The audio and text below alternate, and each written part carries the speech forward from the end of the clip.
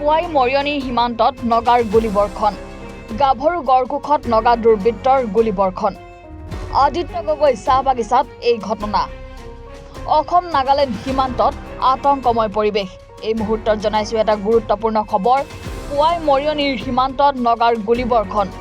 গাভৰু গড়কোখত নগা দুৰ্বৃত্তৰ গুলীবৰ্ষণ আদিত্য গগৈ চাহ বাগিচাত এই ঘটনা অসম নাগালেণ্ড সীমান্তত আতংকময় পৰিৱেশ কালি এই গাঁৱৰ পৰা ফোন গ'ল যে আমাৰ গড়চুকত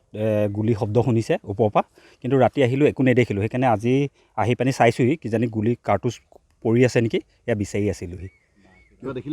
এতিয়ালৈকে একো দেখা নাই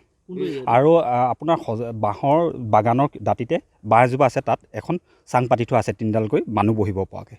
এতিয়া এনেই কোৱা হৈছে যে নগাই ইয়াত পহৰা দিয়ে বুলি সেইকাৰণে চাংখন পাতি থৈছে নেকি সেইটো বিষয়ে বিশেষকৈ গাঁৱৰ মানুহে জানিব আমি আজি প্ৰথম আহিছোঁ এইডোখৰ চাকুল এৰিয়া হয় সেইকাৰণে তথাপিও আহিছোঁ চাই দিছোঁ কি পৰে এডোখৰ কি সেইডোখৰ গাভৰু গড়চুক বুলি কয় আপুনি চাংখন দেখিছে চাংখন দেখিছোঁ এইটো গাঁৱৰ মানুহে পতা চাং নে নহয় এতিয়া মই সুধি লওঁ সুধি লোৱাৰ পিছত কি কয় এনেই কথা এষাৰ ওলাই আছে যে এইকেইদিন ইয়াত সীমান্ত অঞ্চলত নগাৰ অলপ হুলস্থুল হৈছে বাৰু ইমান নোহোৱাও নহয় সেইদিনাখন হেৰি হৈছে তথাপি কি হয় আৰু এতিয়া দেখা যাওক এতিয়া আপোনালোকে ইয়াত কিবা পাইছে এতিয়ালৈকে পোৱা নাই কিমান গুলিৰ শব্দ শুনিছিলে গুলি এটা ফুটুৱাইছে বুলি কৈছে 1 ৰাউণ্ড শূন্য বোলে আৰু বিশেষকৈ টৰ্চ দেখিছিলে তেতিয়া গম পাই গ'ল কিবা আহিছে এই এলেকাত এনেই নগা দুৰ্বৃত্ত আহে তাৰমানে এতিয়ালৈকে আজি প্ৰথম শুনিছোঁ মই